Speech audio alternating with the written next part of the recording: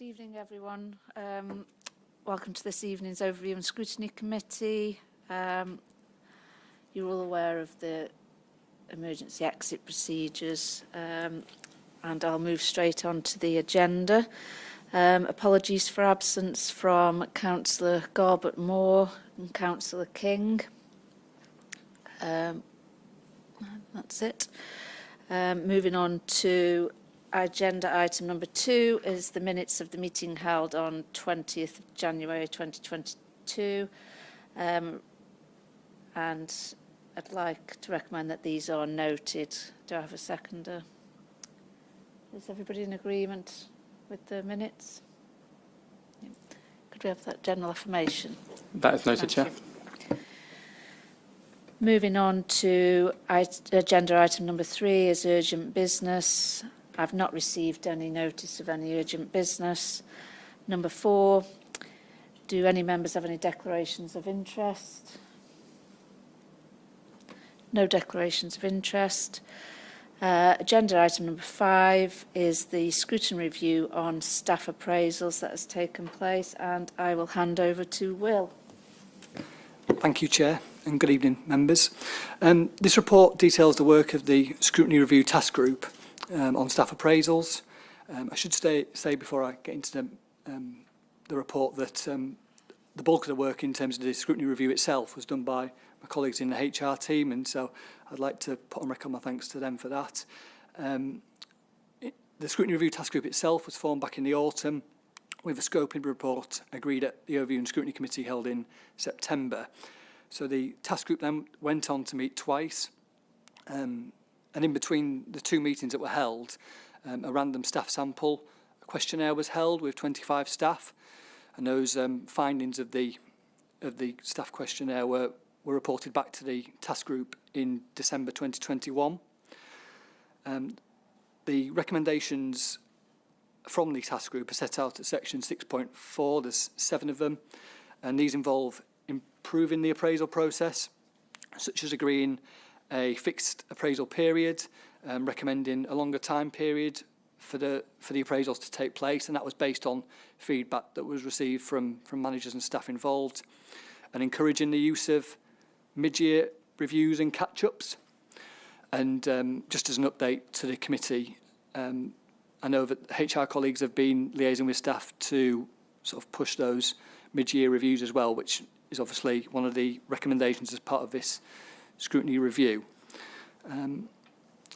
So I'm happy to take any questions. I know we've got a few task group members here tonight as well, but yeah, happy to take any questions, as I say, and the recommendation is that the scrutiny review report and the recommendations are approved. Thank you, Will. Are there any questions? Councillor Wass. Thanks for your report, Will. I know in the pre-meet you mentioned that it was a random sample in the questionnaires, but I was just wondering, was there a methodology in terms of how you chose the sample? So the sample was right across the organisation. It was random, as I say, it was random, so staff were kind of, I'm not sure of the exact process, but kind of picked out of a hat in that sense. There was, and also in terms of the seniority of the staff that were involved, there was across the kind of range at the council to try and get a steer across the organisation. We just didn't want to focus on one area or one particular service. So yeah, we've tried to, as part of the selection process, to to get as wide and breadth as possible, really. Do you know if there would be any reasons to have another questionnaire at the end of the year, as it were? I know you're going to do something mid-term, as you said, but just to make sure that things are in place in view of what the other members have worked on the committee. Is there any viability in doing that? I certainly don't see any harm in doing it, in repeating the exercise in terms of like a random sample of staff and running the questionnaire again. Obviously, the questionnaire itself is already set up, so I'm sure that's something we can take on board for future years. Yeah, I think it would be good just in terms of looking at what your amendments were going to be and how you've changed things slightly, which is for the better, but just to make sure the processes are working and staff feel comfortable with that. Yeah. As you say, it would be a good kind of check to see that the recommendations, you know, that are proposed, whether they've had an effect or not. Will, I've got a couple of questions. It might just be something, well, it is something simple, but on page 13 it says about a small number of comments from staff sample received asking for a longer period to complete appraisals, and that should be considered. What does that actually mean? Does it mean a period of months or? So that was feedback from managers about the fact that they had to plan in the appraisals, undertake the appraisals, and then report back to the staff involved. And so the reason why we suggested a longer period was just to give a sort of a, as I say, a few more weeks. I'm thinking more than months in terms of to complete the appraisal process, so that you give people enough time to kind of really evaluate what the findings are rather than rushing it. Okay, thanks. And then the other one is near to the end. It says it was considered about considering appraisals for elected members on a similar basis. How would that work when members aren't actually employees? Because you don't usually have appraisals of somebody that's sort of volunteering to do a job. I will say that was a suggestion from one of the task group members. So I think the recommendation is that we explore it, and certainly will. I don't know if any task group members want to comment on that. I think it was, as Will says, it was a suggestion for the future rather than now, given the commitment that there already is at the existing North Yorkshire County Council to this process, and something that they were clearly in their minds. We just wanted to say, well, it doesn't sound like a bad idea to us, come the new authority rather than in this authority. Yeah, I think I got that. I just wondered how it would go about it when it's not really a paid position, and you don't usually have appraisals with anything that isn't a paid position. I suspect it's something you'd need to speak to the HR people about, but it clearly was something that they didn't seem as being an impossibility or a difficulty. I guess that depends what the relationship is going to be on the newly elected authority of members. Thank you. Councillor Wass. Sorry, I just wanted to come in now. Just something that was quite interesting, or it seems interesting to me. I know we're moving on, and you know, it's not really our bag at the end of the day when this is in place for another year, a second year.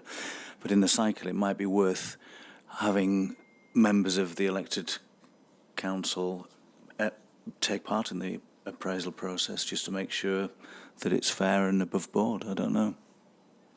Do you mean as part of the new authority, or? I mean, to implicate it now for this next tranche coming through, but obviously whatever happens in the future, that's not really under our control. But I think if the interest is there from elected members to make sure the process is fair and you know what we've put into it is going ahead. I mean, not that we wouldn't trust you, but I think to show an interest, you know, maybe it could be the staff champion, but to be a part of the process. I mean, that's something I can take back to colleagues and see if we can progress.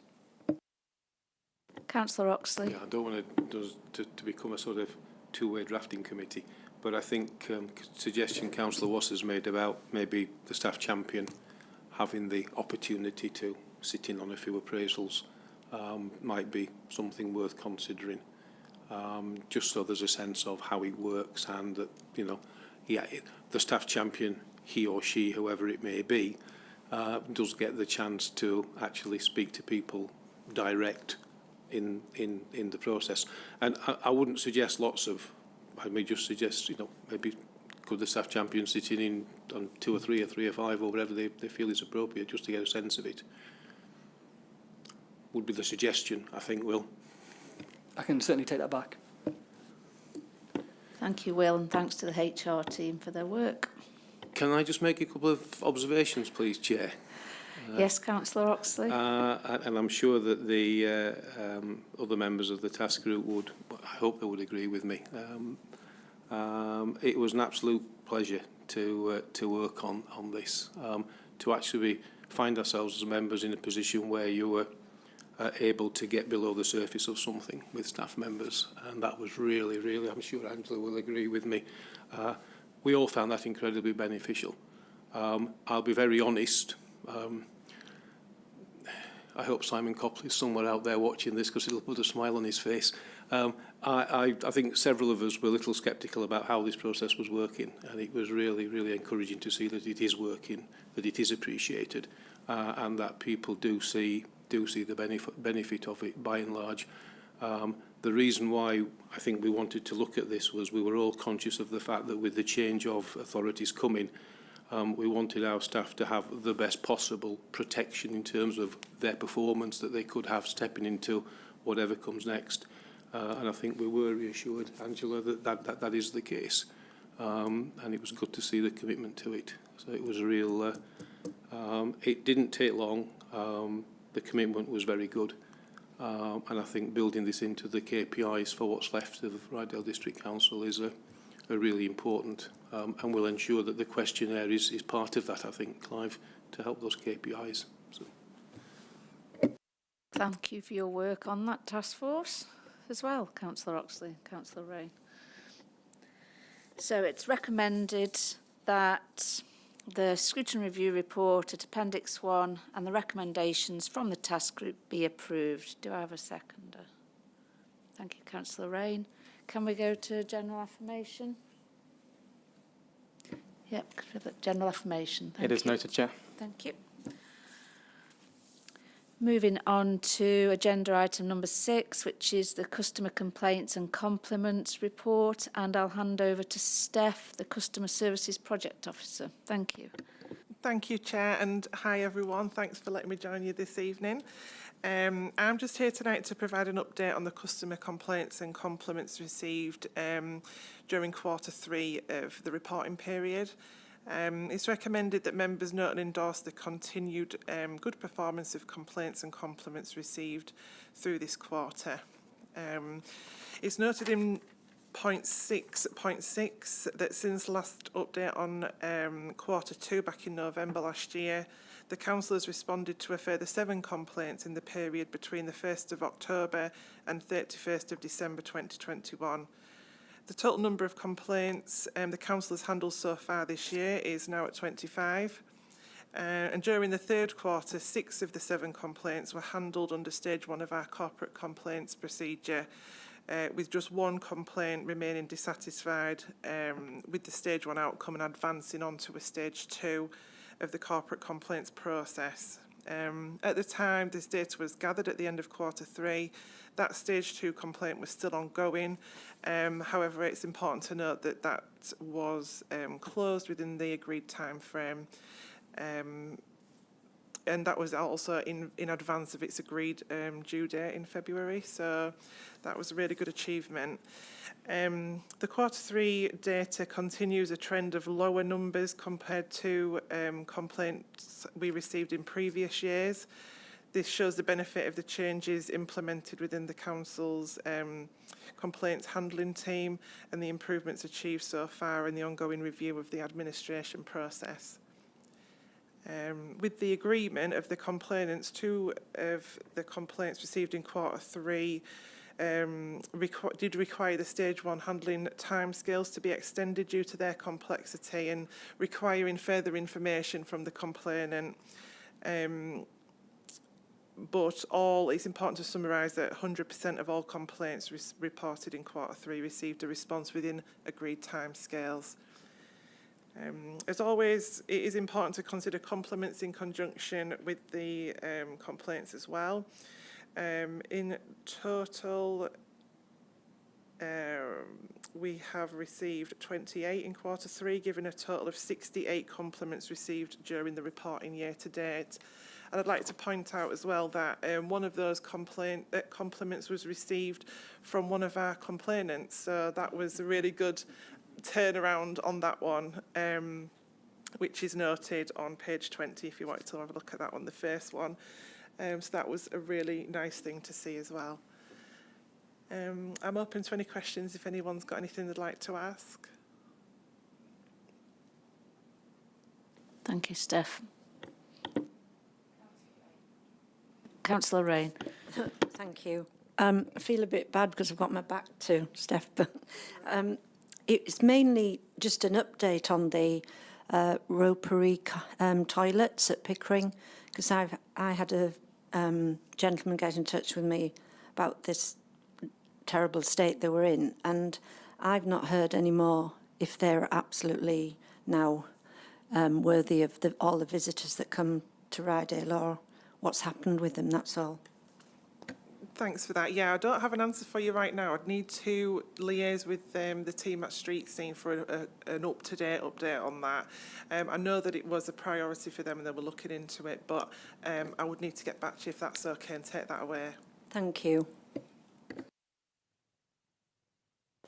Are there any other questions or comments? No? Well, thank you for your work, Steph. It's recommended that Overview and Scrutiny note and endorse the continued good performance of complaints and compliments received in the third quarter of 21-22 of the reporting cycle. Do I have a seconder? Councillor Rain, can we go to general affirmation? Yep, could we take that by general affirmation? Thank you. It is noted, Chair. Moving on to agenda item number 7 is the timetable of meetings.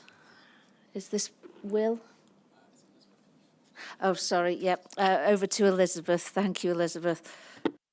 Thank you, Chair. Good evening. For those councillors who don't know who I am, I'm just the interim monitoring officer at the time, just having replaced Simon. So big shoes to fill. I just want to just present this report to the committee for the draft timetable of meetings for the 2022-23 year. The draft timetable has been based on the previous timetables with sort of in accordance with the financial milestones that we have to undertake, and also the decisions made.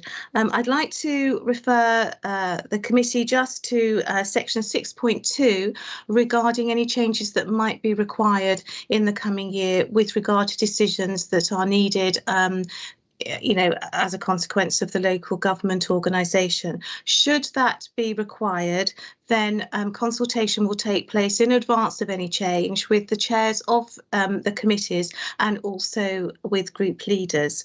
The timetable for the March 2023 meetings has been taken out because we expect that the new council will be vesting will take place on the 1st of April.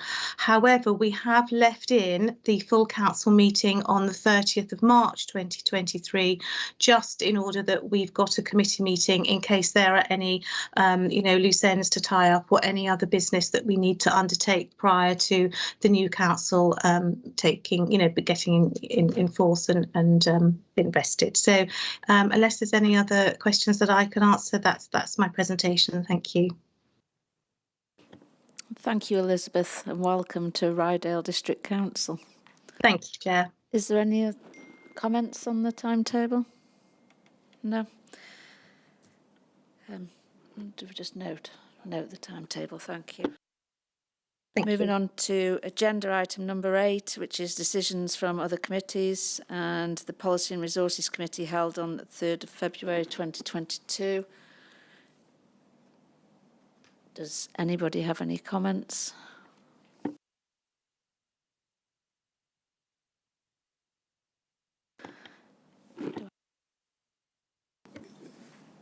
Could we have that? Sorry, can I just... Councillor Oxley.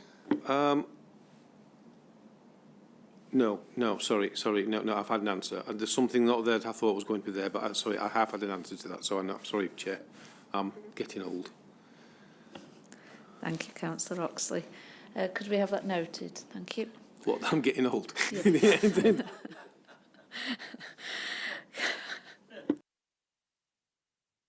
Moving on to agenda item number 9 is the ONS forward plan.